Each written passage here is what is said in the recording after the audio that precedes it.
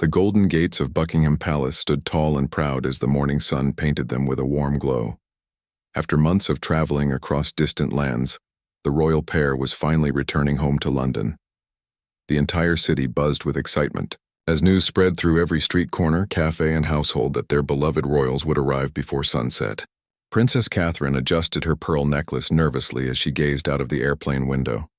Below her, the familiar landscape of England stretched endlessly, with green fields and winding rivers that she had missed dearly during their diplomatic tour across Asia and Africa. Beside her, Prince William reviewed the welcoming ceremony schedule one last time, knowing that thousands of people would be waiting to greet them. The royal staff at Buckingham Palace had been preparing for this moment for weeks. Head butler James Harrison polished every piece of silverware until it sparkled like diamonds.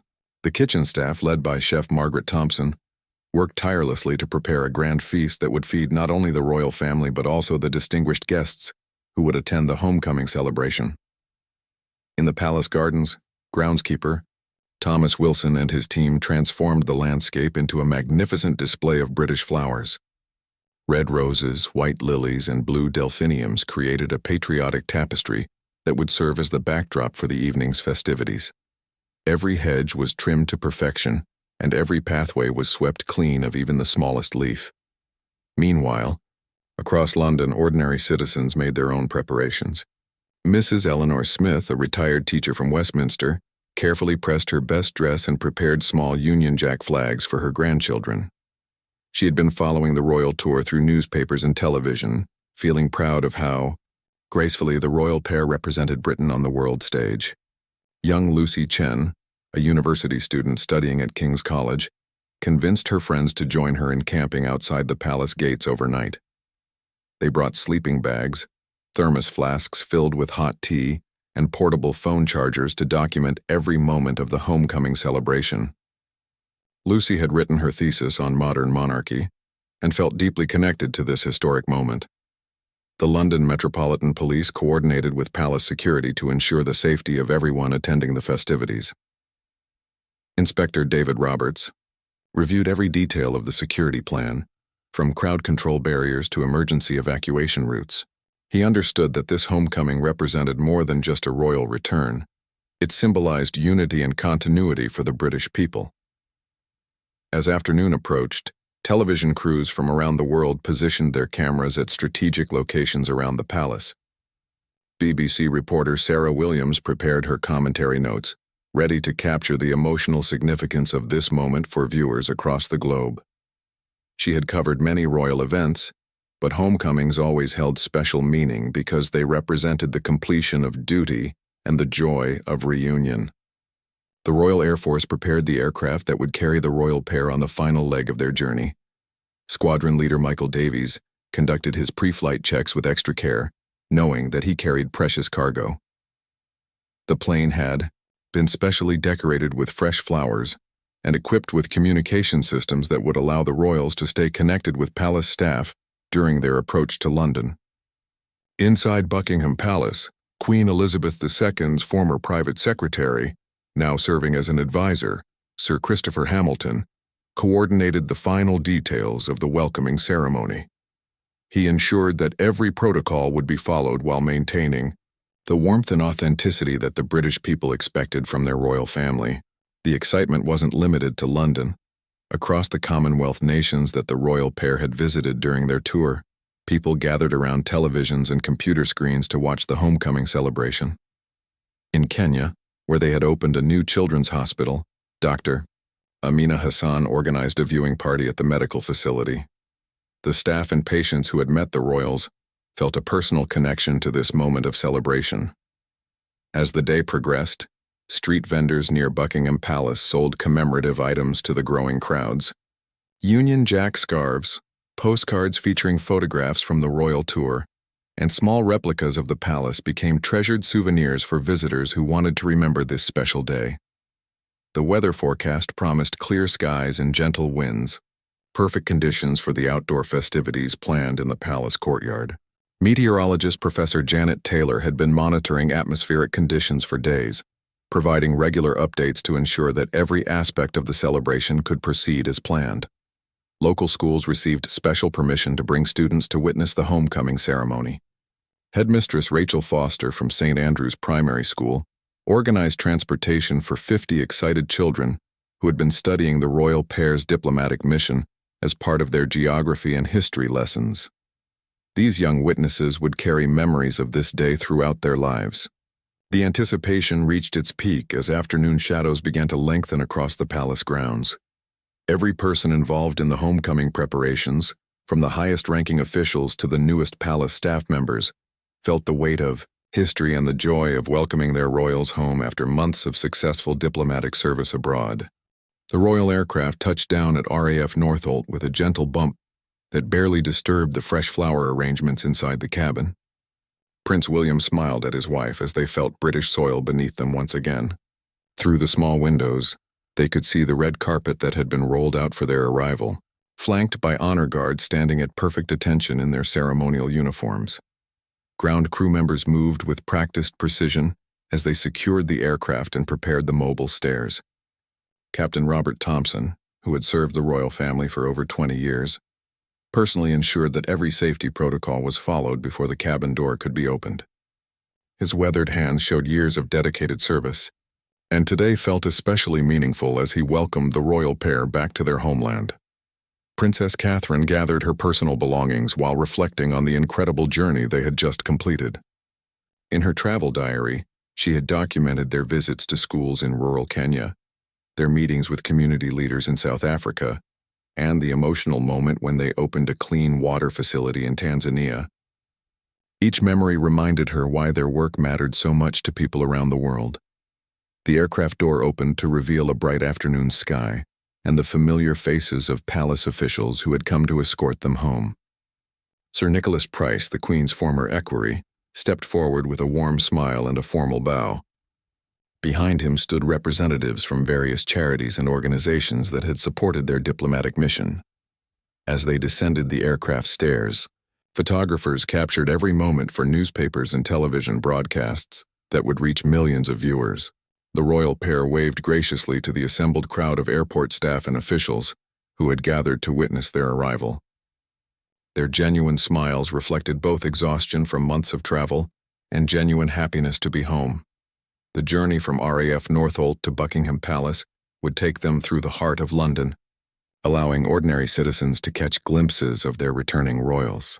The route had been carefully planned to pass through areas where people could safely gather and show their support. Traffic controllers worked overtime to ensure smooth passage while maintaining public safety. Inside the royal car, Prince William and Princess Catherine watched familiar landmarks pass by their windows. The London Eye stood majestically against the Thames. Big Ben chimed the hour with its distinctive resonance, and Westminster Abbey reminded them of their own wedding day and the continuity of royal tradition. These sights felt especially precious after months of foreign landscapes. Along the route, spontaneous gatherings of well-wishers appeared at street corners and crossings. Mrs. Patricia Williams, a nurse from St. Mary's Hospital, took her lunch break to stand outside and wave as the royal convoy passed. She had followed their humanitarian work during the tour and felt inspired by their dedication to healthcare initiatives in developing countries. The Metropolitan Police motorcycle escorts maintained perfect formation as they guided the convoy through London's busy streets. Sergeant Amanda Clark, one of the few female officers in the Specialized Royal Protection Unit, felt proud to be part of this homecoming escort. She had trained for months to earn her position and understood the importance of ensuring the royal's safe return. Social media platforms exploded with posts and photographs as people shared their excitement about the royal homecoming. Hashtags related to the event began trending worldwide, as citizens from different countries expressed their admiration for the diplomatic work the royal pair had accomplished during their tour. At Buckingham Palace, the final preparations reached their crescendo. Head housekeeper Mrs. Diana Foster conducted one last inspection of the staterooms where the evening's reception would take place. Every crystal chandelier sparkled, every piece of furniture was positioned perfectly, and every flower arrangement had been refreshed to ensure maximum beauty. For the celebration, the palace kitchen hummed with activity as Chef Margaret Thompson and her team put finishing touches on the welcome feast. Traditional British dishes were prepared alongside international cuisines, representing the countries the royal pair had visited. The menu served as a culinary journey through their diplomatic tour, celebrating the cultural connections they had strengthened. Young page boys and girls, dressed in their finest uniforms, practiced their ceremonial duties one final time. 12-year-old James Mitchell, whose father worked in the palace stables, felt nervous but excited about his role in carrying ceremonial items during the welcoming ceremony. His mother had pressed his uniform 3 times to ensure it looked perfect. The royal car turned onto the mall, and the magnificent sight of Buckingham Palace came into view. Crowds of people lined both sides of the street, waving flags and cheering enthusiastically. The noise grew louder as the convoy approached the palace gates, creating a symphony of celebration that could be heard for blocks in every direction. Television presenter Jonathan Hayes provided live commentary for viewers around the world, describing the emotional scenes of reunion and celebration. His voice carried the excitement of the moment while maintaining the dignified tone appropriate for such a significant royal occasion. Camera operators captured aerial shots showing the massive crowds that had gathered to welcome their royals home. Palace guards in their iconic red uniforms and tall black hats stood motionless at their posts. But even their trained composure couldn't completely hide their satisfaction at seeing the royal pair return safely from their extensive diplomatic mission. These men and women had served faithfully during the months-long absence, maintaining the palace's security and traditions. The golden gates of Buckingham Palace swung open with ceremonial grandeur as the royal convoy approached the forecourt.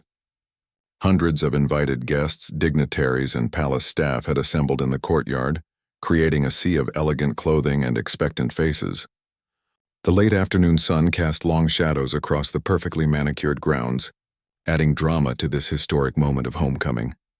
Princess Catherine stepped out of the royal car first, her emerald green dress flowing gracefully in the gentle breeze. The color had been chosen specifically to represent the lush landscapes they had encountered during their African visits. Her hair was styled simply but elegantly, and the diamond tiara she wore caught the sunlight, creating tiny rainbows that danced across the palace facade. Prince William emerged next, wearing his formal military uniform decorated with medals that represented his service to the crown and the Commonwealth. His bearing showed both the weariness of extensive travel and the joy of returning home to familiar surroundings. As he took his wife's arm, the assembled crowd burst into spontaneous applause that echoed off the palace walls. The Royal Guards Band, positioned near the main entrance, began playing the national anthem with precise timing and flawless execution.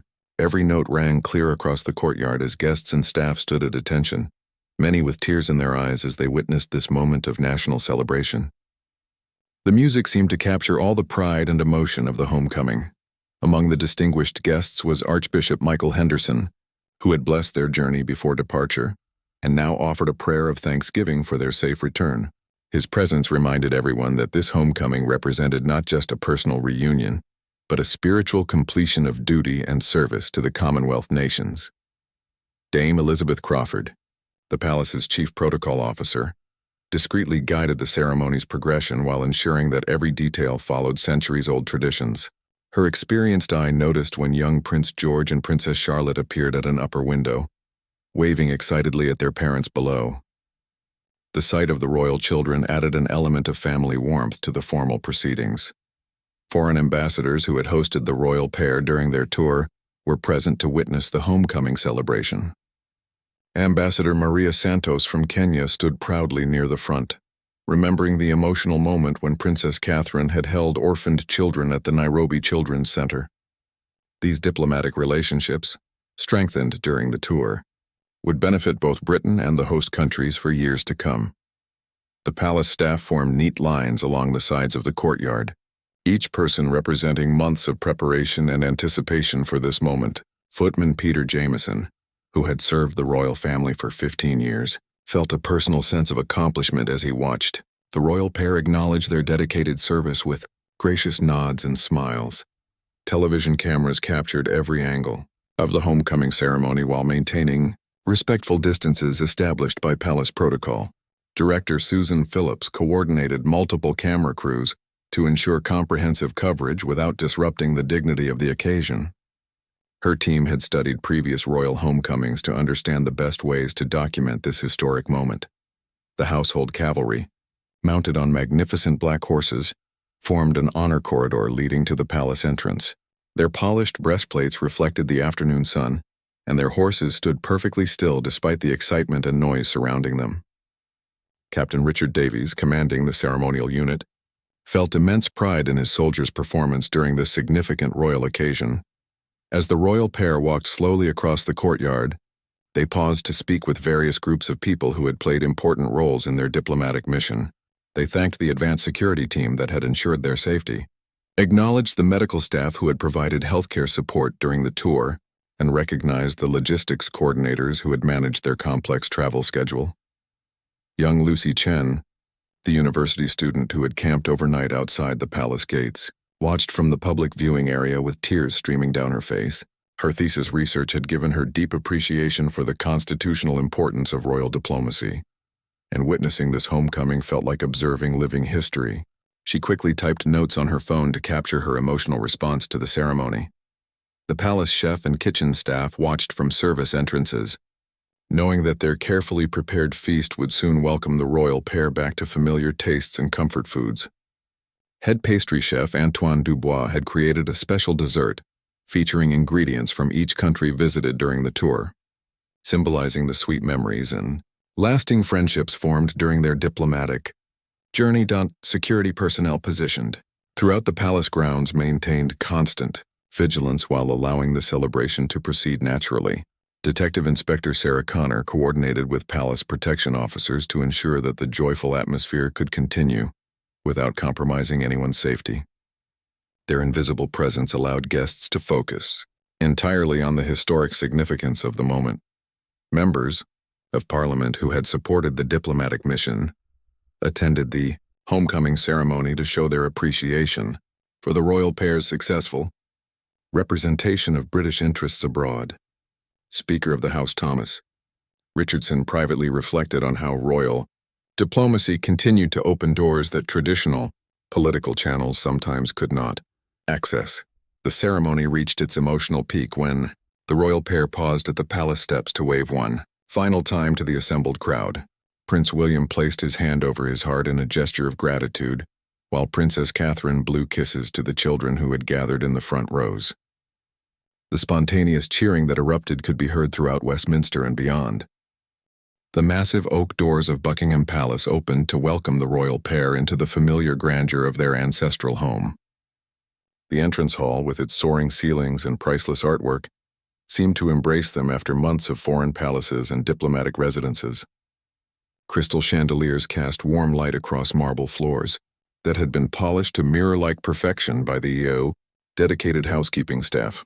Princess Catherine paused for a moment to breathe in the familiar scent of fresh flowers and ancient wood that characterized Buckingham Palace. The floral arrangements created by royal florist Amanda Peterson featured white roses from the palace gardens mixed with exotic blooms that represented each country they had visited.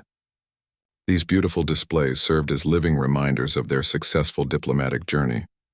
Prince William was immediately greeted by his private secretary, David Matthews, who had managed royal affairs during their absence. Behind David stood a small group of senior palace staff members who had coordinated the complex logistics of the homecoming celebration. Their faces showed both relief at the successful completion of the tour and excitement about sharing the evening's festivities with their returned royals. The couple's first stop was the private family quarters, where Prince George and Princess Charlotte waited with barely contained excitement. The children had prepared welcome home cards decorated with drawings of airplanes, foreign flags, and family portraits. Their nanny, Maria Rodriguez, had helped them practice a special song they wanted to perform for their parents' return. 8-year-old Prince George proudly presented his father with a scrapbook he had created, filled with newspaper clippings and photographs from the royal tour that he had collected with his grandmother's help. Each page showed his understanding of his parents' important work, representing Britain around the world. His serious expression as he explained each image reminded observers of his future role as heir to the throne. 6-year-old Princess Charlotte had prepared a dance performance set to music from the different countries her parents had visited. Her enthusiasm and creativity brought laughter and joy to the private family reunion, providing a perfect contrast to the formal ceremonies they had experienced throughout the day. These precious family moments reminded everyone why the royal pair's work ultimately served to build a better world for future generations. After the intimate family reunion, the royal pair changed into formal evening wear for the state reception that would welcome home not just them, but also their dedicated staff members who had accompanied them on the diplomatic mission. Princess Catherine chose a stunning navy blue gown designed by a British fashion house, while Prince William wore his formal evening dress, uniform with decorations earned during his military service. The state dining room had been transformed into a magnificent celebration space where invited guests would soon gather to honor the successful completion of the diplomatic tour. Master of the household Sir Geoffrey Palmer personally inspected every detail, from the placement of priceless china to the arrangement of ceremonial silver that had served royal families for generations. Prime Minister James Wilson arrived early to greet the royal pair privately before the main reception began. He carried briefing documents that summarized how their diplomatic work had strengthened Britain's relationships with African and Asian nations, potentially leading to new trade agreements and cultural exchange programs. The economic and political benefits of royal diplomacy often took months or years to fully materialize. Foreign diplomats began arriving at the palace entrance, each representing nations that had hosted the royal pair during their tour. Ambassador Chen Wei from Singapore carried a personal letter from his president, expressing gratitude for the royal visit that had elevated his country's profile on the world stage. These diplomatic relationships, carefully nurtured during the tour, would continue to benefit both Britain and partner nations. The royal kitchen reached peak activity as Chef Margaret Thompson and her team prepared to serve a dinner that would satisfy 150 distinguished guests. Each course had been planned to represent different aspects of the diplomatic journey, from African-inspired appetizers to Asian fusion main courses, all prepared with British ingredients to symbolize the bridge-building nature of the royal mission. Distinguished members of the House of Lords and House of Commons joined the reception, representing the constitutional framework that made royal diplomacy possible. Lord Chancellor Patricia Stevens carried congratulations from both Houses of Parliament, acknowledging how the royal pair's work had enhanced Britain's reputation for peaceful cooperation and humanitarian leadership. Representatives from charitable organizations that had benefited from royal patronage during the tour attended the reception to express their gratitude. Personally, Dr. Helen Morris, director of the International Children's Health Foundation, brought photographs showing the immediate impact of the new medical facilities that had been opened during the royal visits to Kenya and Tanzania. The palace's ceremonial staff prepared for their roles in the evening's formal dinner service. Head butler James Harrison briefed his team one final time, ensuring that every aspect of service would reflect the dignity and tradition associated with royal hospitality. These dedicated professionals took pride in maintaining standards that had been established over centuries of royal entertaining. Young palace staff members, many serving their first major royal function, felt nervous excitement as they prepared to participate in this historic celebration. Assistant footman Michael Thompson, whose grandfather had served King George VI, understood that he was continuing a family tradition of royal service that connected him to centuries of British history. The evening's entertainment would feature performances by British musicians and artists who had either accompanied the royal tour or created works inspired by the diplomatic mission. Classical pianist Sarah Edwards had composed a piece specifically for the homecoming celebration, incorporating musical themes from the countries visited during the tour into a unified composition, celebrating international friendship and cooperation. The grand ballroom of Buckingham Palace came alive with the gentle hum of conversation as distinguished guests gathered for the homecoming reception. Enormous crystal chandeliers illuminated the ornate ceiling while casting dancing shadows across the gilded walls. The room, which had hosted countless historic gatherings over the centuries, now served as the perfect setting for celebrating the royal pair's successful diplomatic mission. Princess Catherine moved gracefully among the guests, speaking personally with representatives from each country they had visited during their tour. Her ability to remember specific details about their meetings impressed everyone she encountered. When she spoke with Dr. Kwame Asante from Ghana, about the medical clinic they had visited. She recalled the names of specific patients they had met, demonstrating the genuine care she had shown. Throughout their journey, Prince William engaged in serious conversations with business leaders and government officials about the potential long-term benefits of the diplomatic relationships they had strengthened. His discussions with Sir Robert Fairfax, chairman of the Commonwealth Trade Council, revealed how royal visits often preceded significant increases in business partnerships and cultural exchanges between nations. The evening's formal dinner featured courses that told the story of their diplomatic journey through carefully selected ingredients and preparation methods. The appetizer course included spices from the markets of Marrakesh, where they had met with women's cooperative leaders. The main course featured sustainably sourced fish prepared in the style they had enjoyed during their visit to coastal communities in Mozambique. Foreign Minister Elizabeth Hartwell used the reception to conduct informal diplomacy with her counterparts from African and Asian nations. These conversations, made possible by the royal homecoming celebration, would likely result in formal agreements and partnerships in the coming months. Royal events often provided unique opportunities for international leaders to meet in relaxed, friendly atmospheres. The Palace String Quartet, positioned near the grand fireplace, performed classical pieces interspersed with traditional music from the countries visited during the tour. Their repertoire included a beautiful Kenyan lullaby that Princess Catherine had learned during their visit to an orphanage in Nairobi. The music created an elegant background for conversations, while honoring the cultural diversity they had encountered. Charitable organization leaders shared inspiring stories about projects that had received royal support during the tour.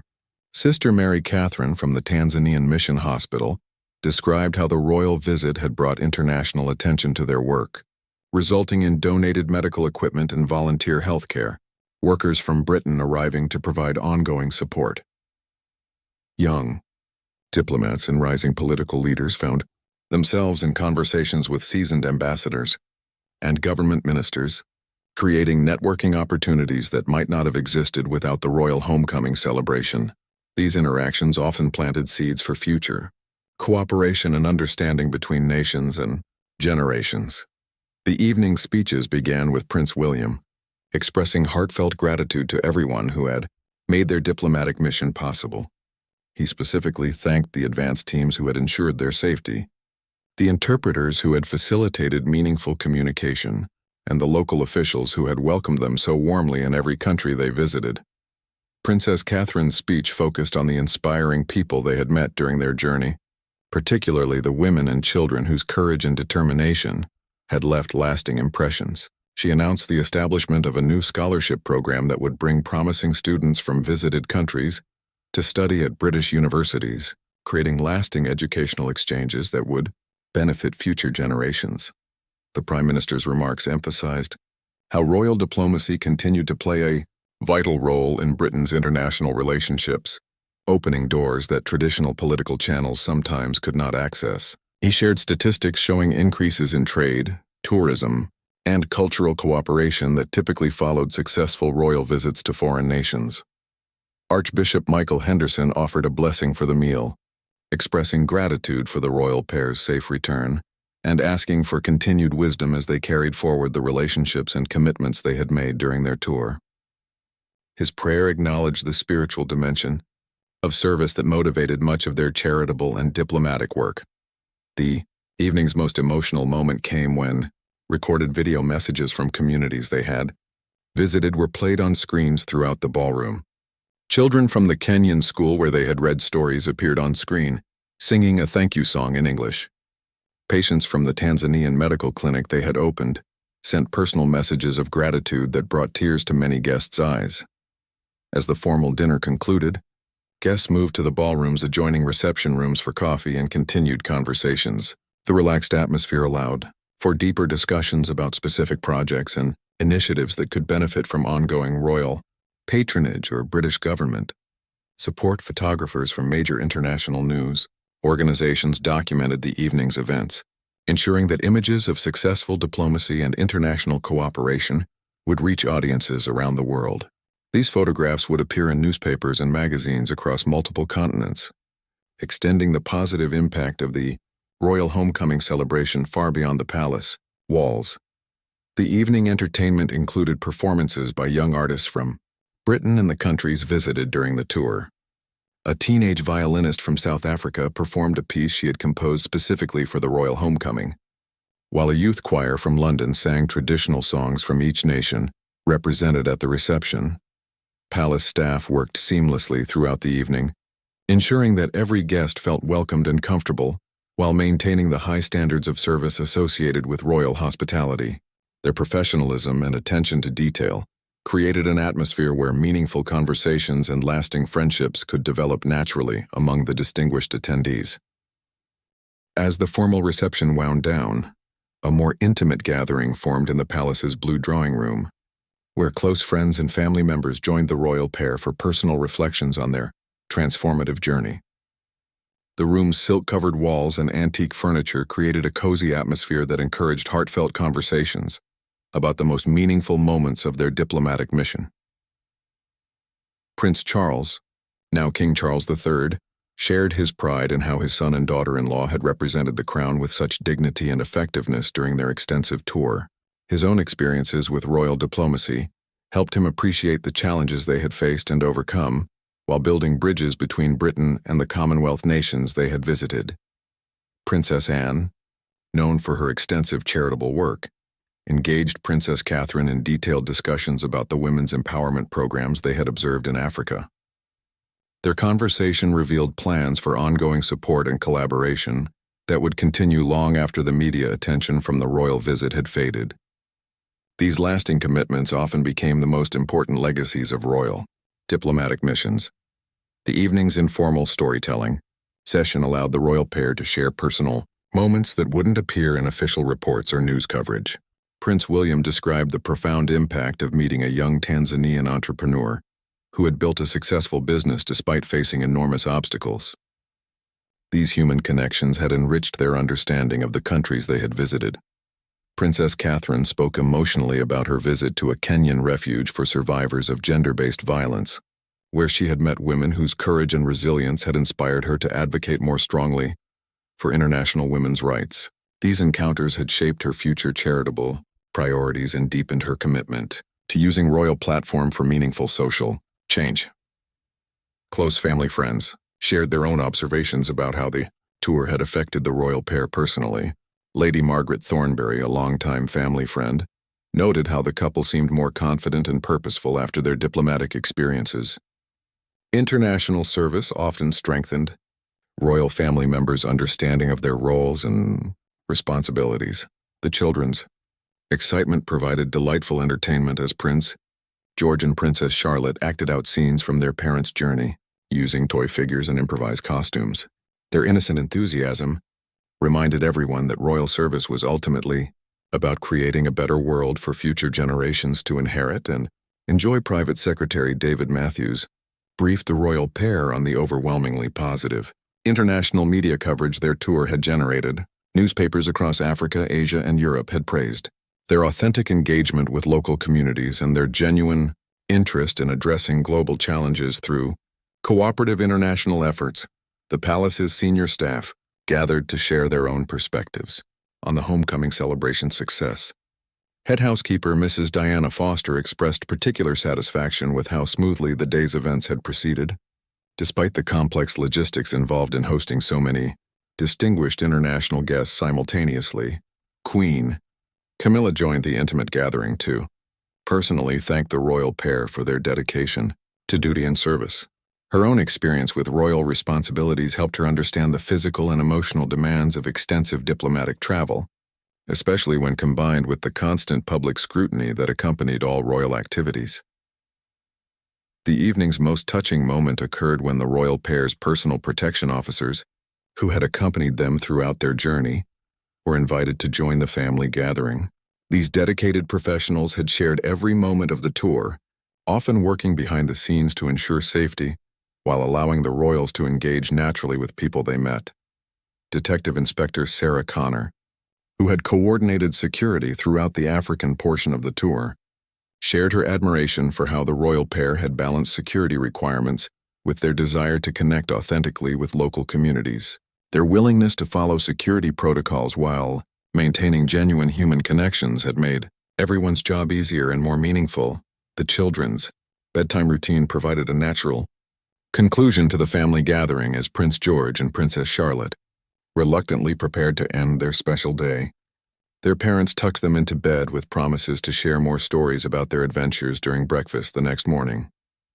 As guests gradually departed, the palace returned to its peaceful nighttime atmosphere. The day's festivities had successfully celebrated not only the royal pair's safe return, but also the lasting relationships and commitments that would continue to benefit Britain and its international partners for years to come.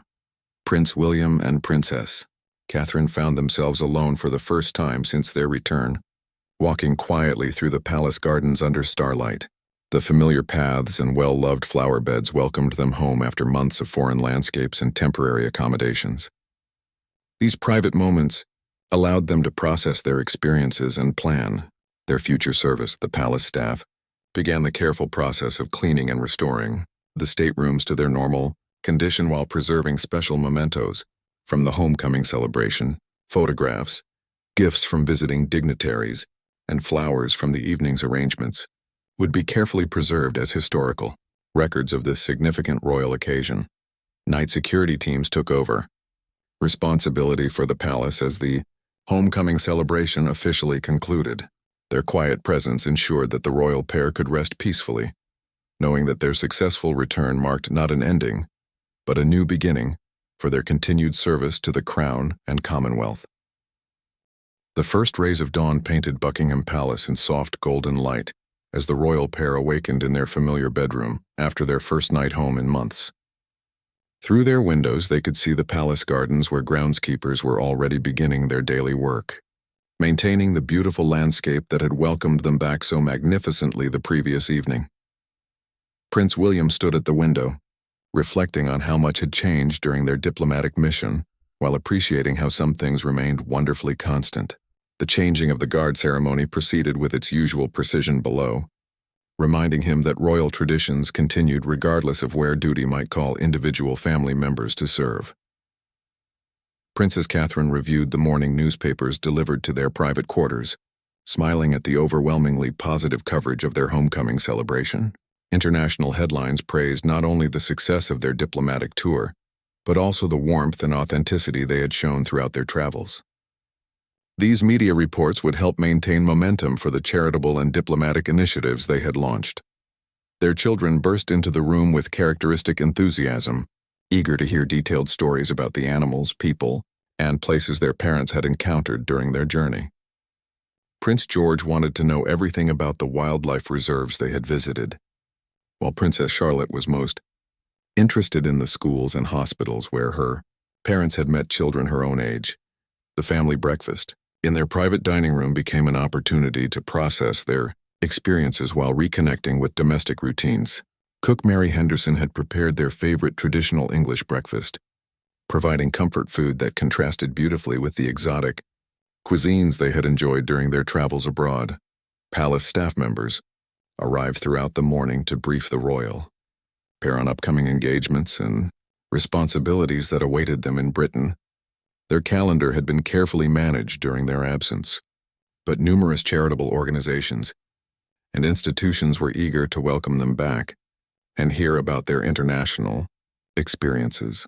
Private Secretary David Matthews presented a comprehensive report on the immediate follow-up activities that would be necessary to maintain the momentum generated by their successful diplomatic mission. Letters of thanks needed to be written, formal agreements required signatures, and several charitable initiatives demanded immediate attention to capitalize on the goodwill they had generated. The royal pair's first official engagement since their return was a private meeting with representatives from the Foreign Office, who wanted to debrief them about their diplomatic observations and recommendations. These sessions often provided valuable insights that helped shape British foreign policy and international development programs. Ambassador Maria Santos from Kenya arrived at the palace to personally thank the royal pair for their visit to her country and to discuss specific follow-up projects that had emerged from their tour.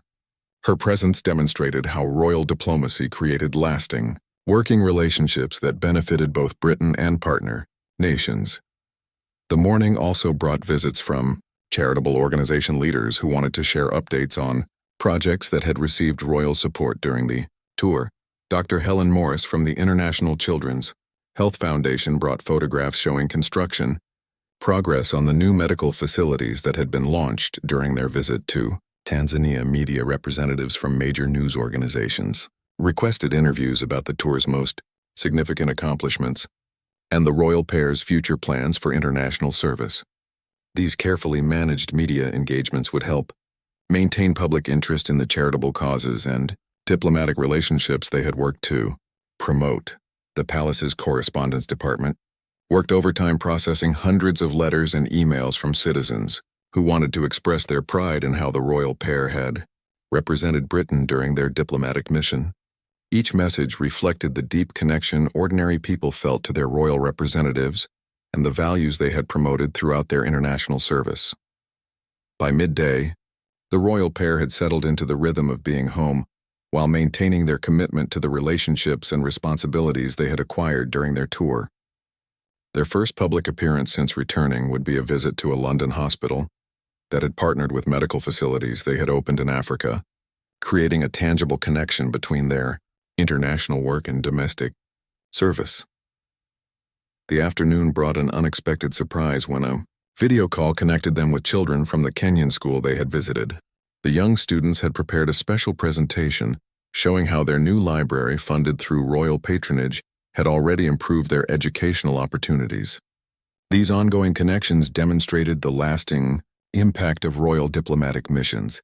Princess Catherine spent time reviewing proposals for the scholarship program she had announced during the homecoming reception. The selection process would be rigorous, but the opportunity to bring promising students from visited countries to study in Britain represented the kind of lasting investment in human potential that made royal service meaningful. Prince William met with environmental organizations to discuss conservation initiatives they had observed during their African visits. His conversations with Dr. James Waterhouse from the Wildlife Conservation Society revealed opportunities for British expertise and funding to support critical preservation efforts in countries they had visited. The day's final official activity was a debriefing session with the entire team that had supported their diplomatic mission, from advanced security personnel to cultural liaisons. Each team member had contributed to the tour's success and deserved recognition for their professional dedication and personal sacrifices. As evening approached, the royal pair took time for a private walk through the palace gardens, where they could finally reflect quietly on their transformative journey. The familiar paths and peaceful atmosphere allowed them to process their experiences, while planning how to honor the commitments they had made to people and communities around the world. The homecoming celebration had officially ended, but its significance would continue to unfold through the years ahead. The relationships they had built, the causes they had championed, and the bridges they had constructed between nations would remain lasting legacies of their successful diplomatic mission. That night, as Buckingham Palace settled into its peaceful evening routine, the royal pair knew that their homecoming marked not an ending but a new beginning.